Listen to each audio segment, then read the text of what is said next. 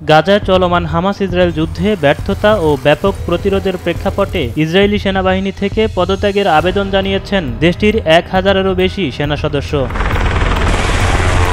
গাজায় দীর্ঘকাল ধরে যুদ্ধ চলতে থাকার প্রেক্ষাপটে সেনাবাহিনী থেকে ইস্তফা দেওয়ার এমন আবেদন জানিয়েছেন দেশটির বিভিন্ন পদমর্যাদার সেনা কর্মকর্তারা। জানা গেছে, যুদ্ধের হাত থেকে নিজেদের রক্ষা করতেই ইস্তফা দেওয়ার আবেদন জানিয়েছেন তারা।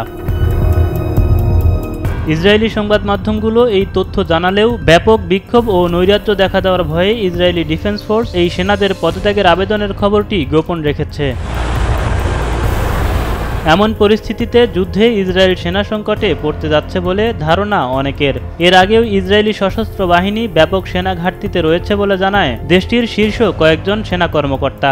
সেনা সংখ্যার ঘাটতির কারণে এরই মধ্যে ইসরায়েলি কর্তৃপক্ষ রিজার্ভ সেনাদের যুদ্ধে যোগ দিতেও নির্দেশ দিয়েছে। ফিলিস্তিনে দীর্ঘ 11 মাস ধরে চলা আগ্রাসনের পরও প্রতিরোধ যোদ্ধাদের কাবু করতে পারেনি ইসরায়েল, বরং সেনাদের ক্রমবর্ধমান ক্ষয়ক্ষতি ও হতাহতের কারণে ইসরায়েলি বাহিনী সেখানে পরাজয়ের মুখে রয়েছে বলে মন্তব্য করেছেন বিশ্লেষকরা।